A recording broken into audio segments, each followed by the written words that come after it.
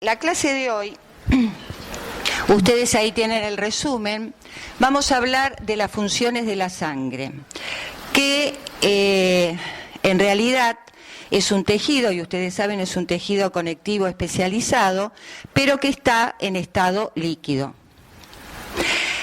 Y tiene muchísimas funciones, y es tan importante hablar de sangre y la función que tiene, como la importancia que tienen otros órganos, como el riñón, los pulmones, el hígado, etcétera. Entonces, vamos a tratar justamente de ver las funciones que tiene la sangre en el mantenimiento de la homeostasis. Y acá nos hacemos la primera pregunta. ¿Qué es homeostasis? ¿Alguien me lo puede decir? ¿Cómo? Fuerte. El mantenimiento del medio interno. Claro, el mantenimiento no solamente del medio interno, es tratar de mantener un equilibrio dinámico del organismo que mantenga ese equilibrio límites normales compatibles con la vida. O sea, a través de diferentes mecanismos homeostáticos, nuestro organismo trata de mantener ¿qué cosa? Como bien dijo la compañera de ustedes, el medio interno, o sea, el equilibrio ácido-base, la presión arterial, o sea, ustedes tienen todos una determinada presión arterial que tiene que estar dentro de límites normales, 120 por ejemplo de sistólica, 80 de diastólica. Entonces, cuando la presión baja, vamos a tener mecanismos que van a tratar de subirla. Cuando la presión es alta, por ahí tenemos mecanismos que tratan de bajarla. Cuando no se puede por los propios mecanismos homeostáticos, tenemos que ir al médico y el médico nos va a tratar. ¿Qué otro mecanismo homeostático? Por ejemplo, tratar de mantener la temperatura corporal. O sea, nuestra temperatura corporal tiene que estar normalmente a 37 grados. Si tenemos mecanismos, si tenemos mucho calor, ¿qué empezamos? Aparte de sacarnos la ropa. Sudor, por ejemplo. Y así sucesivamente tenemos entonces varios mecanismos que intervienen para mantener entonces la homeostasis. Entonces, hoy vamos a hablar fundamentalmente de la composición de la sangre. Ustedes ya muchas cosas creo que lo vieron en anato y en histo. Lo que es la hematopoiesis. Dentro de la hematopoiesis vamos a hablar hoy de eritropoiesis fundamentalmente. ¿Cuáles son los factores importantes para una correcta eritropoiesis? Vamos a hablar algo de linfocitos y aspectos básicos de la respuesta inmune, porque todo se va a profundizar en la materia de inmunología. Y en la clase que viene, el jueves, vamos a hablar de hemostasia. Entonces ahí hacemos la segunda pregunta. ¿Es lo mismo homeostasis que hemostasia? ¿O qué es hemostasia? Fuerte, a ver. Proceso de coagulación. ¿Cómo? Proceso de coagulación. Procesos de coagulación, muy bien. O sea, la hemostasia, los mecanismos hemostáticos frente a una injuria tisular y que puede producir hemorragia, nuestro organismo, justamente tratando de mantener la homeostasis, va a tener mecanismos coagulantes que van a tratar de formar ese tapón o ese coágulo para que yo no siga perdiendo sangre. Nos cortamos, perdemos un poquito de sangre y vieron que generalmente ¿qué tenemos que hacer? Un tapón. ¿Para qué? Justamente para tratar de que no se pierda más sangre y también que se forme el coágulo. Pero a su vez, ¿es conveniente que tengamos muchos coágulos en la sangre? No, porque es malo. Entonces, nuestro organismo tiene otros sistemas como los fibrinolíticos que mantienen, ¿no es cierto?, digamos, el hecho de que no se formen tantos coágulos y que ese líquido o ese tejido conectivo se mantenga en estado líquido. Y eso lo vamos a ver en la próxima clase, que va a ser la clase de hemostasia. Ustedes en la guía de TP, las actividades se van a relacionar justamente con los mecanismos hemostáticos. Tienen un caso donde van a trabajar también con glóbulos blancos, como para digamos, aplicar lo que se ve en esta clase, que en realidad también es una guía. Ustedes, si compraron las, ¿cómo se llama?, las diapositivas, vieron que hay diapositivas que son complementarias, que no la podemos dar por la falta de tiempo, pero creo que son muchas cosas de las características de los glóbulos blancos especialmente, ustedes lo vieron bastante en anato y en histo. Bueno, entonces empezamos con funciones de la sangre. Fíjense en todas las funciones que tienen. Primero, una función respiratoria. ¿Es lógico esto? ¿Por qué? Porque la sangre, ¿qué hace? Transporta oxígeno y dióxido de carbono. Cuando nosotros inspiramos, entra el oxígeno. ¿Ese oxígeno a dónde va? A los tejidos, a las células que son necesarias para la respiración celular. Y cuando exhalamos o expiramos, ¿qué expiramos? El dióxido de carbono que se forma en la respiración celular, como es tóxico para nosotros, nosotros entonces lo expiramos. O sea, tiene una función importante respiratoria. ¿Y quién transporta el oxígeno? El glóbulo rojo. ¿Tiene una función nutritiva? Y sí. ¿Por qué? Porque en la sangre todos los alimentos o los nutrientes que nosotros ingerimos son transportados a través de este líquido sanguíneo. ¿Tiene una función excretoria? Y sí. ¿Por qué? Porque ustedes saben que muchos de los alimentos que nosotros ingerimos o muchos fármacos son metabolizados. Entonces la sangre, ¿qué hace? Los transporta a esos órganos que tienen características de excreción. Por ejemplo, el hígado, por ejemplo, el riñón. ¿Me siguen hasta ahora? ¿Vamos bien? Luego, ¿tiene función inmunitaria? Y sí. ¿Por qué? Porque justamente la sangre tiene los glóbulos blancos, los linfocitos B y los linfocitos T. También los eosinófilos y los basófilos tienen una importante respuesta inmune. ¿Y qué significa, digamos, actividad inmunitaria? Nos defienden. La sangre o esos linfocitos, después vamos a hablar de eso al final, nos defienden frente a un agente agresor o patógeno. ¿Y cuál es ese agente agresor o patógeno? Una bacteria, un virus, un hongo, etcétera. Cuando nos cortamos, nos lastimamos, todos esos procesos infecciosos. La hemostasia, que recién la definimos, interviene en la regulación hormonal. ¿Qué les parece? Sí, ¿por qué? Transporta hormonas, perfecto. Ya vamos a ver, ustedes en este periodo, la parte de sangre, van a empezar con endocrino. Y van a ver que prácticamente todas las hormonas circulan en la sangre unidas a proteínas. Entonces, para justamente transportar a esas hormonas a los tejidos que son necesarios, por lo cual entonces interviene en la regulación hormonal. ¿Interviene en la regulación del equilibrio ácido-base? ¿Sí o no? Sí, ¿por qué? A ver, por ahí del otro lado. Después en otra clase vamos a hacer así un jueguito. ¿Quién contesta más de este lado y quién de este? ¿Por qué entonces el equilibrio ácido-base?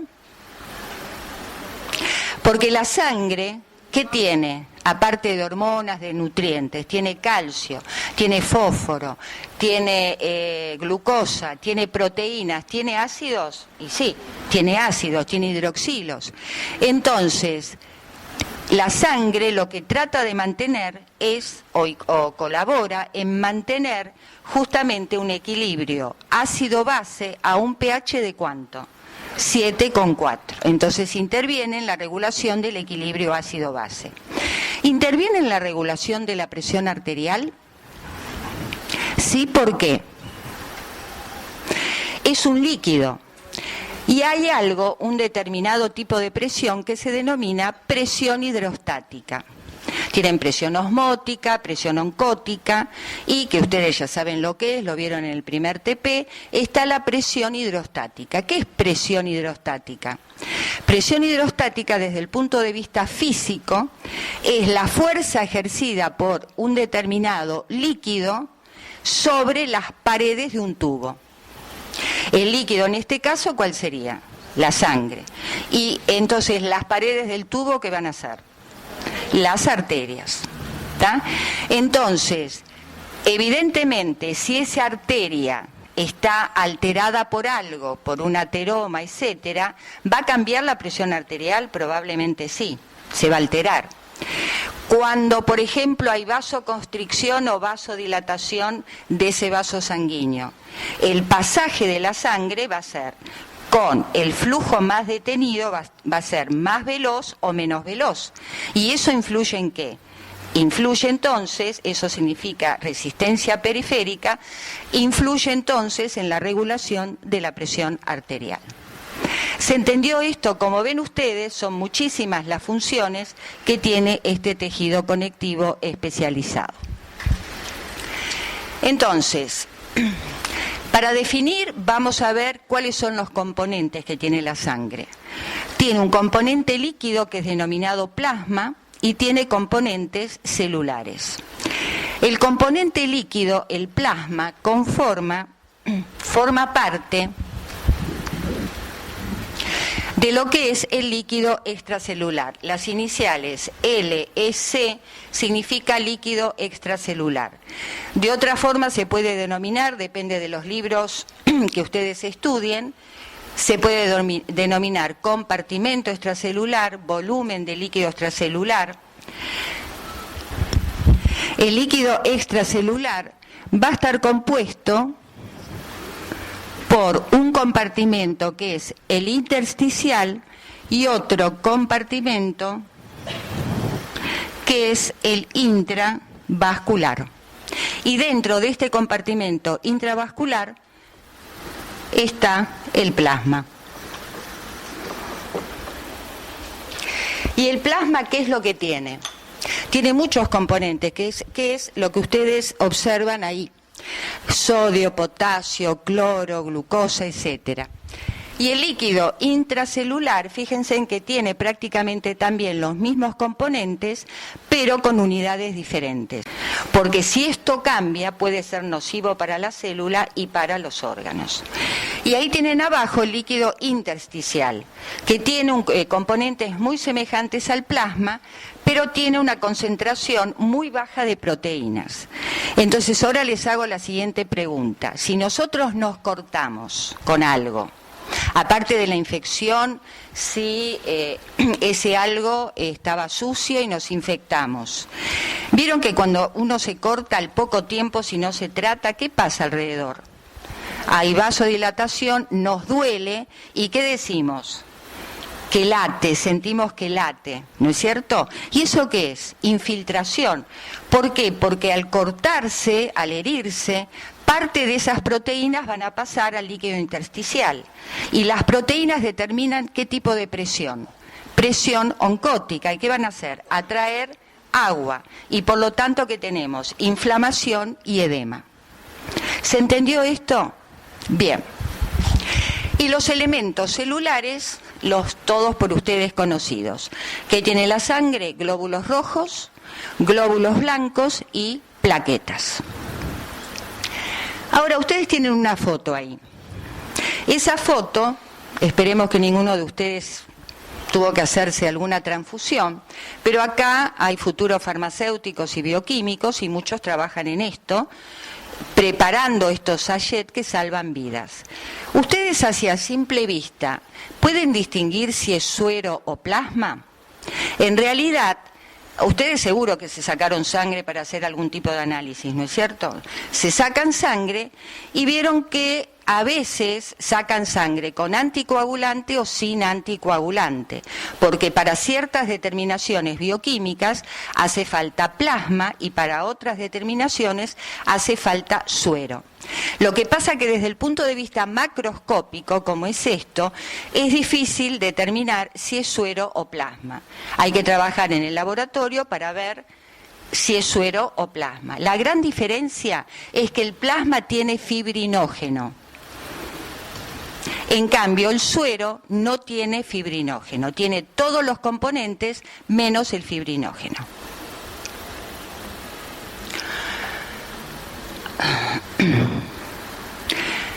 Entonces, la cantidad total de sangre o el volumen sanguíneo de una persona corresponde aproximadamente al 7% del peso corporal. ¿Cómo se dedujo este 7%? Hay diferentes técnicas. Se pueden marcar los glóbulos, por ejemplo, con cromo radioactivo. Hay técnicas para medir el volumen plasmático, porque acuérdense en que la sangre entonces es aproximadamente 50% de elementos celulares y el otro elemento, ¿cuál es? El líquido, que es el plasma. Entonces, se puede determinar y después de muchos experimentos se tiene en cuenta normalmente que corresponde el volumen de sangre de un individuo al 7% del peso corporal. Cuando ese volumen de sangre, o sea, para Mauro y para, los voy a usar ahora un poquito, para Mauro y para Martina, Dios no quiera, pero imagínense qué es lo que puede pasar con esa volemia, o sea, el volumen de sangre o volumen sanguíneo. Puede pasar de que haya algunos tipos de alteraciones, como las que ven ahí, que aumenten los glóbulos rojos y que haya hemoconcentración, o que disminuya los glóbulos rojos y que haya hemodilución. La cuestión es, supónganse, en Mauro se va de vacaciones, un mes te vas a Mendoza, 3.000, 4.000 metros de altura. ¿Te parece bien? Bien. Estás ahí un mes. ¿Está? ¿Qué es lo que pasa en las alturas? ¿Qué es lo que pasa con el oxígeno? Oxígeno disminuye. Pero Mauro con sus 90 kilos, y si está mucho tiempo a 4.000 metros de altura, ¿qué va a necesitar? Más oxígeno. ¿Qué va a hacer la médula ósea roja de los huesos de Mauro? Va a tratar de producir más glóbulos rojos, ¿está? ¿Pero va a seguir siendo normovolémico? ¿Se altera la volemia? No. Va a mantener sus, ¿cuántos litros? Sus 6 litros de sangre. Lo único que va a tener aumentado un poco el número de glóbulos rojos, el valor globular. Cuando vuelva a Buenos Aires, eso se va a normalizar, pero mantiene sus 6.000 mililitros de sangre. Ahora, imagínense ustedes una hemorragia en un accidente. Se corta por ahí una arteria, no hagamos el ejemplo de Mauro y de Martina, una persona cualquiera, y pierde mucha sangre. Supónganse en que esa persona tiene 5.000 mililitros de sangre o de volemia, y pierde mucha sangre, el SAME tarda, bueno, llega al hospital, ¿y qué es lo que pasa? ¿Perdió qué cosa? Perdió glóbulos, pero también ¿qué perdió? Líquido. Y puede llegar al hospital, por ejemplo, con una volemia, si tiene 5.000, cuando llega al hospital puede llegar con 4.000, o sea, perdió un porcentaje alto, un 20%, un 30% de líquido y también de glóbulos rojos.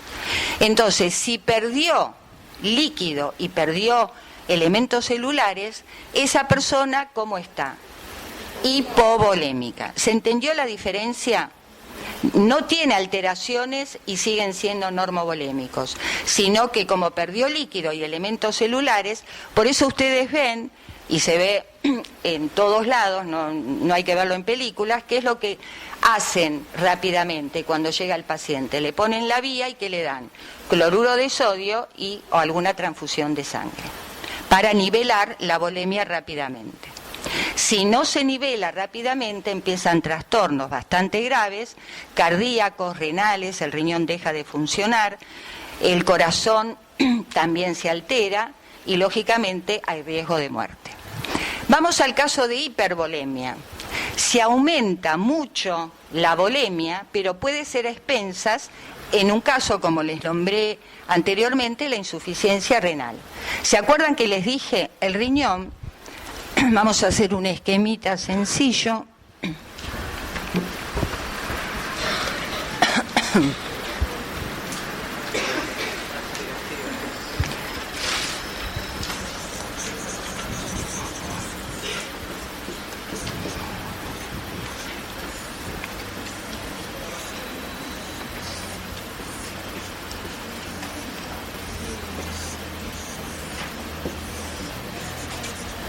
¿Qué es esto? Muy bien, el nefrón. Acuérdense ustedes, este es el ovillo glomerular, y esta es la parte tubular. Fundamentalmente, esto lo vamos a volver a ver cuando veamos fisiología renal, fundamentalmente este ovillo glomerular lo que hace es la función de filtro. ¿Y qué filtra? La sangre o el plasma. O sea, puede filtrar hasta cierto límite glucosa, calcio, manganeso, zinc, sodio, potasio, bicarbonato, protones, etcétera. Lo que no puede filtrar son las proteínas, porque son muy grandes. Ustedes seguro se hicieron algún análisis alguna vez de orina y vieron que dice orina, proteínas, vestigios. Normalmente, si el riñón funciona bien, filtra bien, no tiene que haber proteínas en la orina. Si esto no funciona bien, y acá tendría que haber sodio, el sodio, ¿dónde se queda? En el líquido extracelular. El sodio atrae agua, ¿no es cierto? Y entonces, ¿qué va a pasar con la volemia? Aumenta. ¿Tá? Entonces, y acá ya necesita un tratamiento médico. ¿Se entendió esto, el concepto entonces de normovolemia, hipovolemia e hipervolemia? ¿Estamos de acuerdo? ¿Seguimos? Entonces vamos a empezar ahora con los elementos celulares. ¿Qué hora es?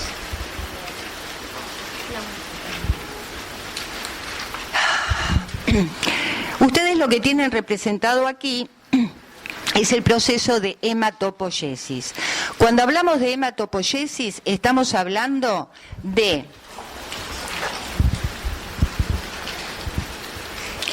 de la formación de los granulocitos o glóbulos blancos, la formación de glóbulos rojos y la formación de plaquetas. Entonces, hematopoiesis implica las tres líneas celulares: glóbulos rojos, glóbulos blancos y plaquetas. ¿Dónde se realiza la hematopoiesis? En la médula ósea roja de los huesos. Esta médula, fíjense en ustedes que está compuesta por un estroma y un parénquima medular. El parénquima medular es justamente donde se diferencian y maduran las diferentes series. Y el estroma medular esto es muy importante, es, digamos, el encuadre que tienen estas series y forman un microambiente adecuado justamente para que esas células se diferencien y maduren. ¿Cómo está compuesto ese estroma? Tiene muchísimos elementos. Tiene, por ejemplo, fibroblastos, que son necesarios porque sintetizan la matriz extracelular, o sea, los proteoglicanos. Tiene citoquinas, tiene factores estimulantes de colonias, tienen adipocitos. Los adipocitos fundamentalmente son la fuente de energía. Tiene colágeno y tiene macrófagos. Los macrófagos son necesarios justamente como para fagocitar algunos elementos tóxicos o deformes que puede haber en esa médula ósea roja de los huesos.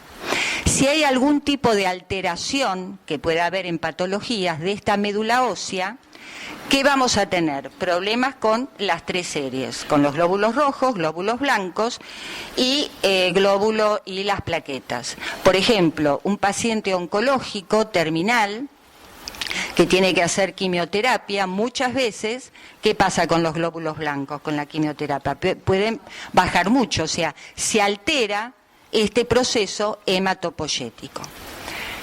Ahora, fíjense en ustedes que muy temprano ya empieza, digamos, a formarse estos elementos celulares. Acá tienen el dibujito. Al principio, en los primeros meses de vida de gestación, es en el saco vitelino, luego sigue el hígado, luego el vaso, y después del nacimiento, más o menos a partir de los 4 o 5 años de edad, ya comienza esta serie hematopoyética trabajar fundamentalmente en los huesos del cráneo, en las costillas, en el esternón y en las epífisis de los huesos largos, o sea, digamos, más cercano a la parte terminal, en las epífisis.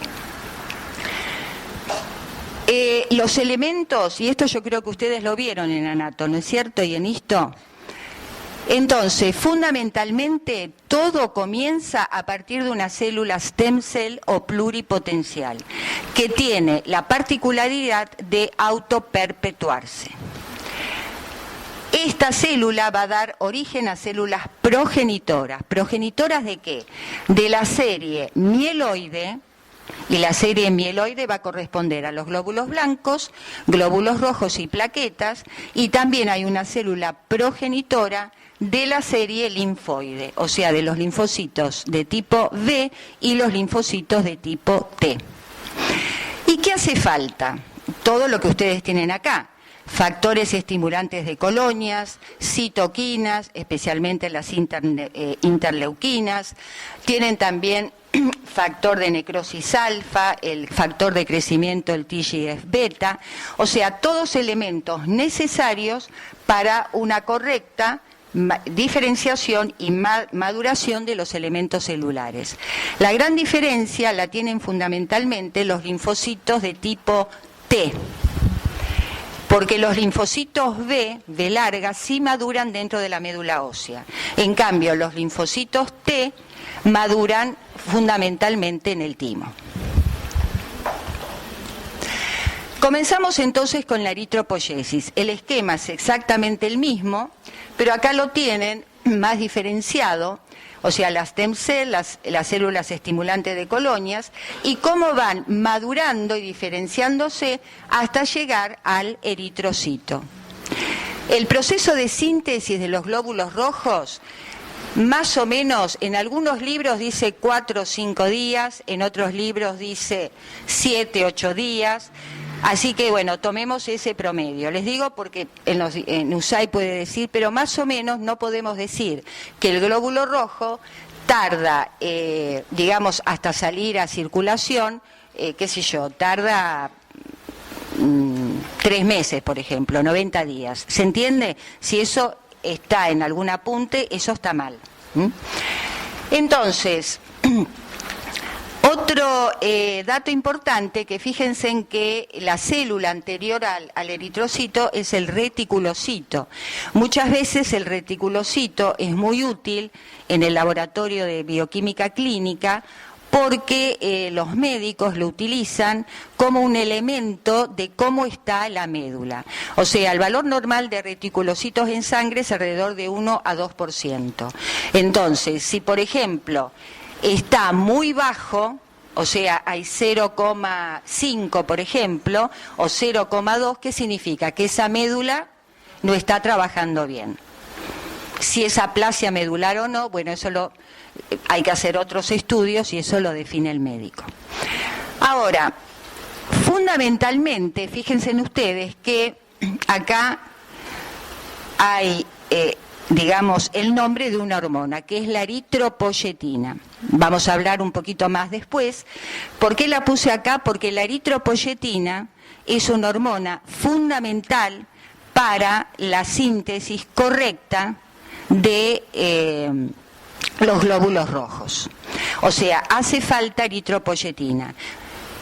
En el caso, ¿se acuerdan de ese caso, por ejemplo, del paciente que tiene insuficiencia renal? La eritropoyetina fundamentalmente se sintetiza a nivel renal. Entonces, el paciente que tiene problema o insuficiencia renal, ¿cómo va a tener esa eritropoyetina? Baja. ¿Cómo va a tener los glóbulos rojos? Bajos. Entonces, un paciente con insuficiencia renal generalmente cursa con anemia. Ahora, mientras que van madurando estos glóbulos rojos a partir del proeritroblasto, se va sintetizando la hemoglobina. La hemoglobina, fíjense en que se sintetiza a partir de 2 sustancias importantes, succinilcoenzima A y glicina. Quiero que tengan bien en cuenta esta, la succinilcoenzima A, y ya van a ver por qué. Entonces,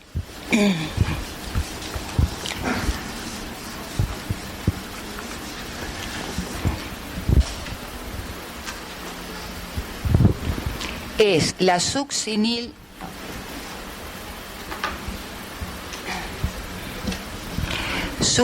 coenzima A más glicina origina el ácido delta-aminolebulínico por una enzima, es todo procesos enzimáticos. Dos aminoácidos delta-aminolebulínicos conforman una molécula que es el porfobilinógeno. ¿Cómo? ¿Cuál? Succinil coenzima A más glicina delta-aminolebulínico. Dos delta-aminolebulínicos origina el porfobilinógeno. 4 moléculas de porfobilinógeno conforman lo que es la protoporfirina 9, que es una estructura pirrólica. La protoporfirina 9 más hierro 2 más conforma lo que es el grupo M. ¿Me siguieron?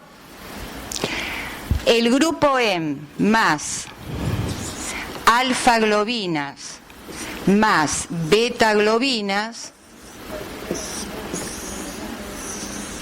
conforman la estructura de la hemoglobina.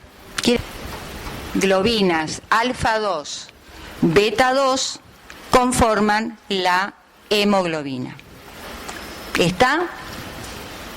Bien, lo importante es que tenemos hemoglobinas normales. Justamente en la época adulto tenemos la hemoglobina de tipo A, que es la que está en mayor porcentaje, o sea, con las globinas alfa 2 y beta 2. Y en el periodo fetal, la que está en mayor porcentaje, por ejemplo en el recién nacido, es la hemoglobina F o fetal, que está alrededor de un 75-80%. La idea es que algunas patologías donde puede estar alterada por cuestiones hereditarias o genéticas esta conformación de hemoglobina, muchas veces, más para los que estudian bioquímica, el médico pide la determinación de la hemoglobina fetal. Si ustedes tienen un adulto de 30 años y ¿cuánto tiene que tener de hemoglobina fetal? Alrededor de 2. Y si tiene 60%, está mal, o sea, hay algo y hay que estudiarlo. De esa la importancia que tiene la determinación, que ya se determina, la hemoglobina fetal. ¿Está bien esto entonces? ¿Por qué es importante entonces la hemoglobina? Eso ustedes ya lo saben. La hemoglobina puede captar en el estado relajado, ¿no es cierto?, oxígenos. Y cuando es necesario, ¿qué hace con ese oxígeno? Lo cede. Muy bien. Entonces, finalmente, digamos, para una correcta eritropoyesis hace falta un microambiente ¿de quién? Adecuado. Del estroma medular, ¿se acuerda que lo vimos?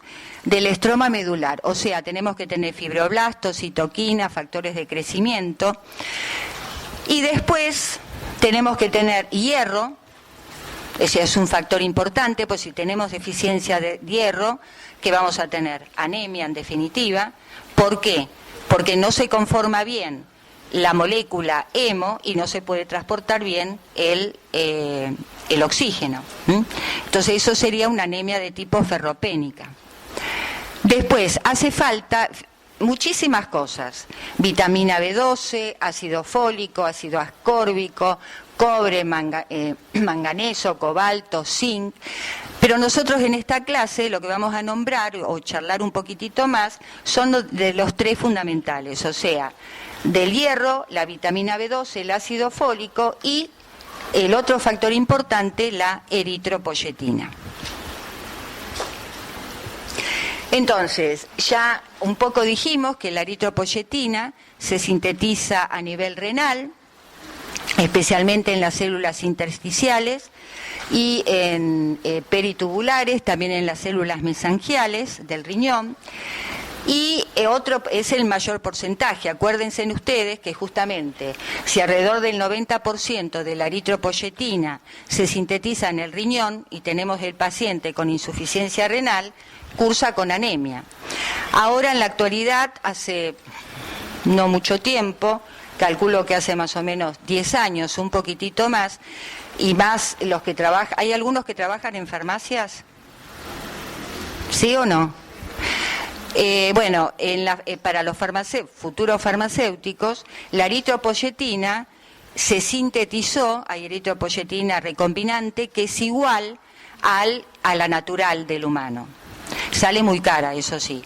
Pero entonces se tiene que dar el paciente con insuficiencia renal, además de estar en diálisis, tiene que darse diferentes dosis, y en otras patologías también, que cursan con anemia, se puede dar por vía exógena eritropoyetina recombinante, que funciona muy bien y salva muchas vidas. ¿Está?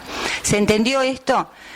Ahora, la eritropoyetina, para poder actuar, se tiene que unir a un receptor. Esos receptores generalmente están en el proeritroblasto. Entonces, fíjense, cuando se une al receptor, aumenta síntesis del ARN, favorece la incorporación del hierro para que se forme el EN y que después el hierro pase a ferritina, que es su lugar de depósito, aumenta la síntesis de las globinas, aumenta la afinidad del oxígeno por la hemoglobina, etcétera. Ahora yo les hago la siguiente pregunta, y esto anótenlo todo porque esta pregunta sirve prácticamente para todo endocrino. Y aparte lo preguntamos en los promocionales y lo preguntamos en los finales. Así que anótenla. Si yo a ustedes les pregunto, a ver, Mauro, me acordé, bueno, elijamos otro. A ver, acá adelante generalmente son los que más estudian, ¿o no? ¿No? Pero no voy a hacer ninguna pregunta difícil. Bueno, a ver, vos, ay, qué carita, no te voy a hacer nada. ¿Cómo te llamas? Evelyn. Si yo te hago la siguiente pregunta, ¿cuál es el principal estímulo para la liberación de EPO? En la práctica médica o bioquímica se dice EPO. Y se los pregunto a todos. Y eso, las hormonas, chicos, eso anótenlo, se liberan. La orina se elimina. O sea, las hormonas no se eliminan. La palabra eliminar es cuando se va afuera, al exterior. ¿Está? Las hormonas se liberan. Entonces yo digo, ¿cuál es el principal estímulo para la liberación de la EPO? Mirando ese gráfico. ¿Qué dice ahí? Hipoxia. ¿Y qué es hipoxia? ¿Qué te pasó, Mauro, cuando estuviste un mes en Mendoza? Me costaba respirar. Te costaba respirar, muy bien. ¿Qué tuviste que hacer? Fabricar más glóbulos rojos. Entonces, ¿quién se estimuló? La EPO. ¿Se entiende entonces? ¿Qué les vamos a preguntar? ¿Cuál es el principal estímulo para la liberación de las hormonas tiroideas? ¿Cuál es el principal estímulo para la liberación de la paratormona? ¿Se entiende? Entonces, esa pregunta la tienen que saber contestar, ¿no? No saber la pregunta, saber la respuesta, porque la pregunta la hacemos nosotros. ¿Quedó claro, chicos, por ahí? Otro día voy a dar clase del otro lado, así estoy más con ustedes. Bien, entonces la hipoxia, ese descenso de la presión parcial de oxígeno, es uno de los principales estímulos para la liberación de la EPO. Ahora, en otras patologías, especialmente en oncológicas, en tumores, en cambio de estar disminuida, lógicamente que también no es bueno, hay un aumento entonces anormal de EPO. Y acá tienen las causas principales un poco de la hipoxia. el caso que hicimos nosotros fue el viaje a la altura, pero bueno, diferentes patologías que las van a ver muy bien en fisiopato, pero ahora las tenemos que conocer, bueno, el tabaquismo, el asma, enfisema, neumotórax, etcétera. Y otra cosa también importante es tener en cuenta la presencia de monóxido de carbono. Acuérdense en que, desgraciadamente, todos los años, y más en invierno, aparecen muertes justamente por el monóxido de carbono, que tiene una particularidad, es incoloro, inodoro, no tiene olor, no tiene nada, pero ¿qué es lo que hace con la hemoglobina? Se une fuerte y el oxígeno no lo puede liberar. Entonces, lamentablemente, sobreviene la muerte. Bueno, vamos a decir la parte más importante un poco del otro factor para una correcta eritropoyesis, que es el hierro. El hierro, la función, principal es que forma entonces el grupo M, y eso es importante para transportar el oxígeno. Pero también forma parte de la mioglobina, por ejemplo, el M de la mioglobina. Forma parte de las, de enzimas mitocondriales como la citocromo P450, todas aquellas proteínas que en realidad son enzimas que tienen que ver con el metabolismo del oxígeno. El hierro, ¿dónde hay hierro? El hierro nosotros no lo fabricamos, lo tenemos que ingerir. ¿Y dónde hay hierro? La carne, leche, huevos, el hígado. Es rico el hígado, a veces bien preparado es rico. Y también en algunas verduras, por ejemplo, ¿qué verduras tienen mucho hierro? Las chicas saben, espinaca, por ejemplo, espinaca tiene mucho hierro, también el brócoli. Fíjense en ustedes que siempre en el varón, se necesita, la ingesta diaria es un poco menor que en la mujer la ingesta tiene que ser mayor por la pérdida menstrual.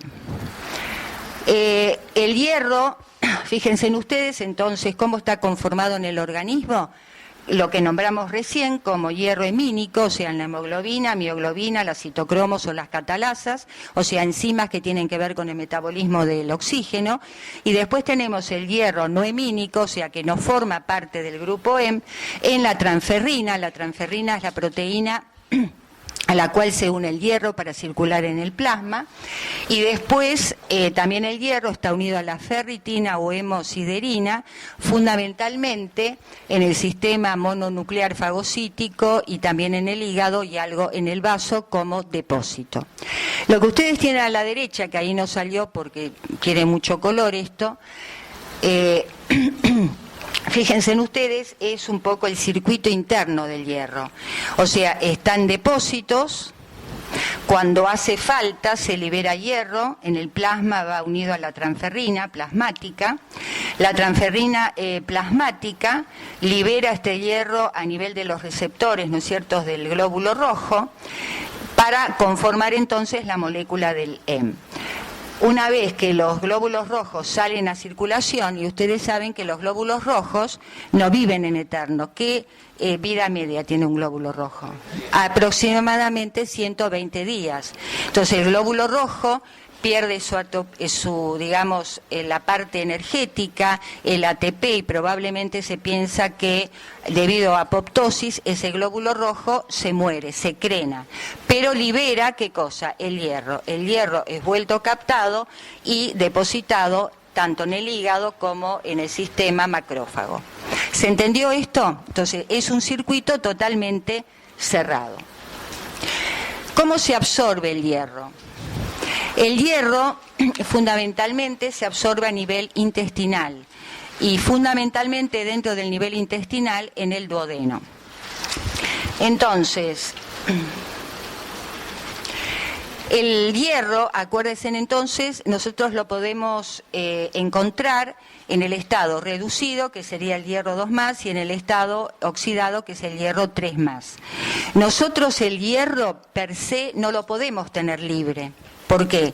Porque el hierro libre se puede unir a radicales hidroxilo y ¿qué conforman? Conforman entonces radicales tóxicos, radicales libres, tóxicos lógicamente para los distintos órganos y tejidos. Entonces siempre tiene que estar unido a algo. ¿Cómo lo absorbemos? Acá lo que tenemos es el hierro Hem, el que está unido a la hemoglobina, que es hierro ¿en qué estado?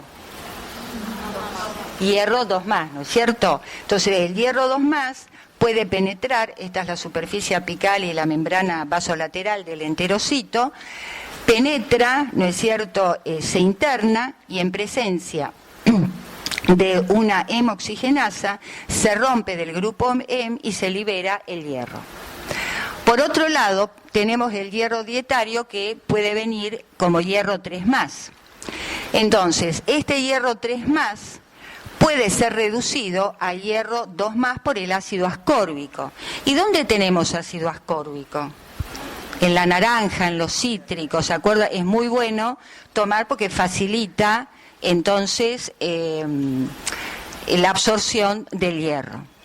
Y por otro lado, entonces, este hierro 2+, a través de un transportador de membrana, que es el DMT1, que es transportador de membrana de metales divalentes, son las iniciales en inglés. Y puede entonces pasar como hierro 2+ a formar el pool interno de hierro. Pero por otro lado, este hierro 2+ también puede ser reducido por otra proteína de membrana que es la duodenal CIT-B. Son las iniciales que le pusieron los investigadores que la descubrieron. Y el hierro 3+ también puede penetrar al interior del enterocito a través de otro transportador que es la beta-integrina acoplado a la movilferrina. Entonces, cuando está en el enterocito, junto con un complejo proteico NADPH que le da la energía necesaria, por la acción de la paraferritina, también se transforma en hierro 2+. Por otro lado, una vez que nosotros tenemos el hierro 2+, puede quedar en depósito junto con la ferritina o bien puede salir por la superficie lateral a través de otro transportador. Las tienen acá las iniciales, que es ferroportina. Cuando está ya fuera de la superficie vasolateral, a través de otro transportador, que es la efaestina, se puede oxidar a hierro 3+, y este hierro 3+ así va a circular con la transferrina en sangre. ¿Se entendió esto entonces? ¿Qué conclusión sacamos? Tenemos que tener una correcta ingesta de hierro y evidentemente esta ingesta no cuesta tanto en el individuo y la conclusión es que a veces cuando hay anemia ferropénica, esto lo van a ver mucho mejor en fisiopato, pero les cuento, no es por falta de ingesta. ¿Dónde podemos tener, por ejemplo, problemas acá? Problemas en los transportadores. Por ejemplo, hay trabajos muy importantes científicos que encontraron en animales de experimentación en ratas, son denominadas ratas Belgrade, que tiene una mutación, por ejemplo, de este transportador. Y la rata tiene anemia constante. Y eso puede pasar también alteraciones en el humano, o sea, podemos tener alteraciones en la ferritina o alteraciones en los distintos, transportadores de absorción, por lo cual puede subsistir entonces la anemia ferropénica.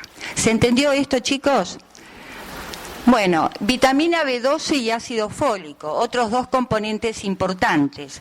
La vitamina B12 también nosotros no la fabricamos en realidad, se fabrica por microorganismos, es necesario introducirla a través de la ingesta. Lo mismo con ácido fólico también está en las verduras, en los cítricos.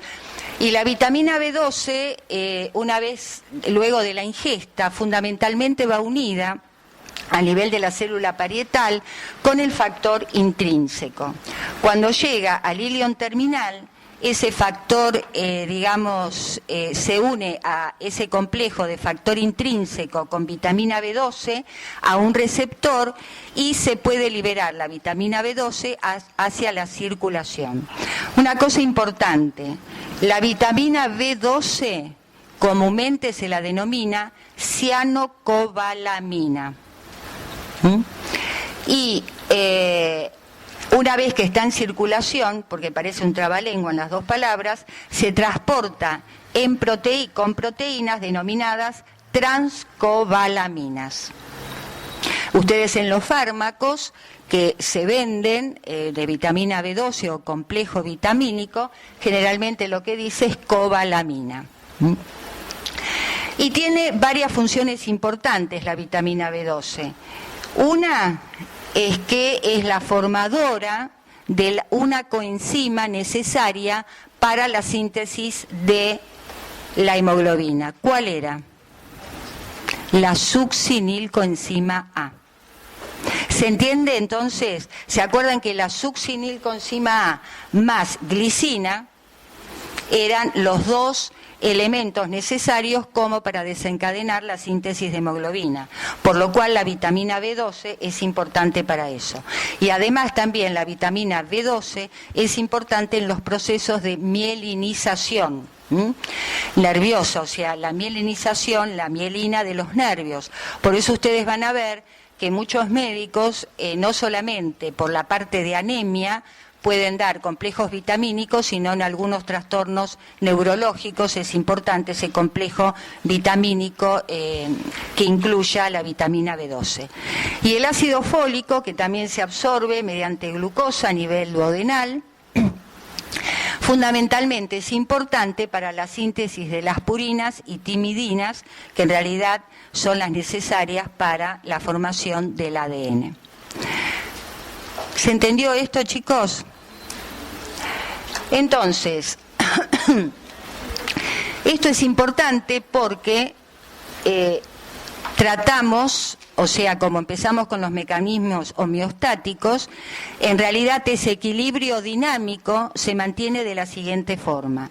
O sea, es importante mantener un equilibrio, esta balanza, y esta balanza se mantiene con, una correcta eritropoyesis y después una correcta hemocateresis. Fíjense en ustedes que acá tienen diferentes sustancias que alteran o mejoran o no la síntesis de glóbulos rojos. Una ya hablamos, la eritropoyetina, los corticoides también aumentan los glóbulos rojos, las hormonas tiroides también estimulan, y las hormonas sexuales. Generalmente, ¿quién tiene, ahora los vamos a ver, mayor cantidad de glóbulos rojos o de hemoglobina? Generalmente el hombre. El hombre tiene más que la mujer. Entonces acá viene la otra pregunta. Dentro de las hormonas sexuales, ¿los estrógenos qué hacen y los andrógenos qué hacen? Entonces los andrógenos estimulan la eritropoyesis, lo contrario sucede con los progestágenos. ¿Se entendió cómo se va relacionando o integrando? Bien, y esto es nada más para que ustedes vean, porque estos son los casos que van a ver en fisiopatología. Esto resume entonces los diferentes tipos de anemia. Y nosotros fundamentalmente hablamos entonces de la deficiencia de hierro, vitamina B12 y ácido fólico, anemia por pérdida de sangre, anemia aplástica, o sea, cuando hay una aplasia medular, anemias hemolíticas, que son diferentes causas. Estos son los índices hematimétricos. Si ustedes hicieron algún hemograma, evidentemente siempre aparecen en lo que es un hemograma completo. Fundamentalmente, ¿cómo determinamos entonces los glóbulos rojos? Mediante un hematocrito. Acá tienen los valores normales son promedios de los libros, hemos hecho un estudio, estos son promedios normales, promedios que hemos sacado de todos los valores que hemos visto en los libros. El recuento de glóbulos rojos siempre es mayor en el varón que en la mujer, la hemoglobina lo mismo, mayor en el varón que en la mujer, y estos datos es el volumen corpuscular medio, la hemoglobina corpuscular media y la concentración de hemoglobina corpuscular media. Esto es importante porque al médico le sirve como para poder determinar si, y esto ustedes lo saben de anato o histo, si los glóbulos rojos son macrocíticos o microcíticos o hipocrómicos. Con respecto a los leucocitos, fíjense en que los leucocitos los podemos diferenciar en granulocitos y en agranulocitos. Fundamentalmente los granulocitos son los neutrófilos, eosinófilos, basófilos, y los agranulocitos, los monocitos y los linfocitos de tipo B y de tipo T. Ustedes, digamos, las funciones de estos, especialmente de los granulocitos y de los monocitos, lo tienen en las diapositivas complementarias, ¿tá?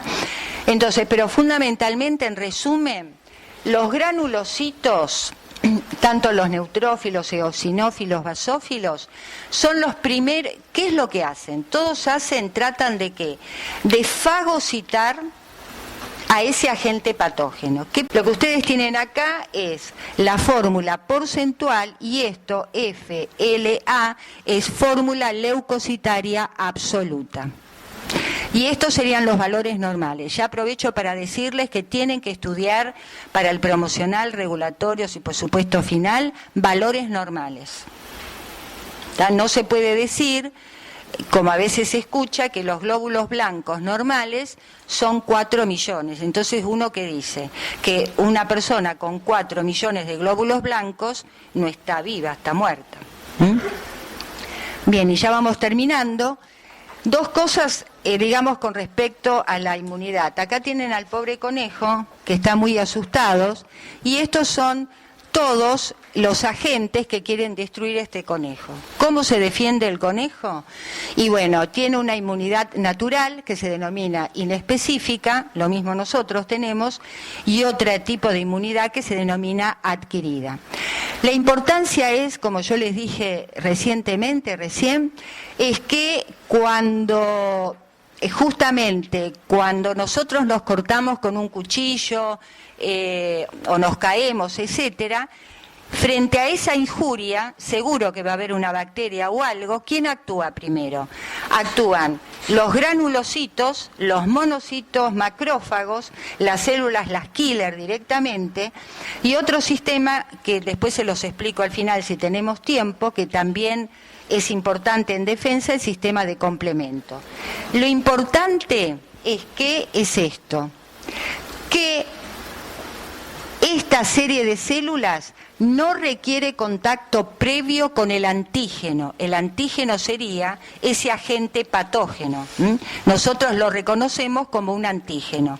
O sea, yo me corto y tengo una bacteria o una infección urinaria, los neutrófilos no la tienen que conocer antes a la bacteria, la atacan directamente. ¿Se entiende lo que digo? En cambio, la inmunidad adquirida fundamentalmente sí requiere contacto previo con el agente agresor para poder actuar y liberar anticuerpos como la inmunoglobulina G, E, etcétera. Pero necesita conocer al antígeno previamente. Otra cosa importante y la diferencia fundamental con los leucocitos y los glóbulos rojos es que los glóbulos rojos tienen una vida media, ustedes lo dijeron muy bien, 120 días. Ustedes fíjense en que los leucocitos tienen una vida media, los granulocitos, mucho más corta, es de días u horas. Y otra cosa importante, cuando nosotros nos sacamos sangre en el laboratorio para hacer un hemograma, ese porcentaje, por ejemplo, de neutrófilos, 58%. No es el total de neutrófilos que nosotros tenemos. ¿Por qué? Porque siempre va a haber hay un pool que es circulantes, esto es neutrófilos monocitos, y un pool marginal. O sea, si este es el vaso, siempre quedan, esto ya está en circulación, acá en circulación, pero quedan células marginadas, ¿no es cierto?, a la pared del endotelio del vaso. Entonces, ese conteo, digamos, no representa el porcentaje total de esos glóbulos blancos. ¿Se entendió esto? Pero esto es importante conocerlo. Bueno, y con respecto a los linfocitos, ahí tienen un esquema. Esta vuelve a ser la médula ósea. Ven que van madurando, pero maduran independientemente del antígeno.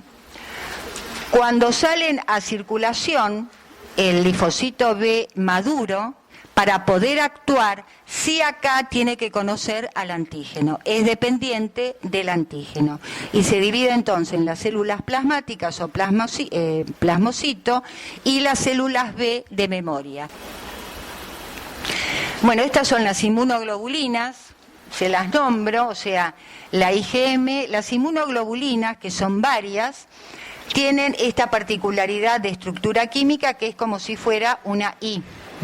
Este sería el fragmento FAB y este es el fragmento FC. Esto es importante, esta estructura química.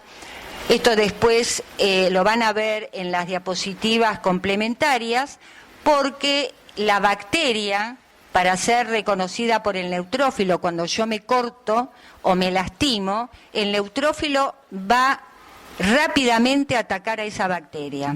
Pero la tiene que reconocer, o sea, tiene quimiotaxis, hay agentes quimiotácticos, y la bacteria se tiene que opsonizar. ¿Opsonizar qué significa? Se rodea especialmente con estas inmunoglobulinas, especialmente del tipo IgG, y de esa forma, digamos, el neutrófilo le es más fácil atacar a esa bacteria.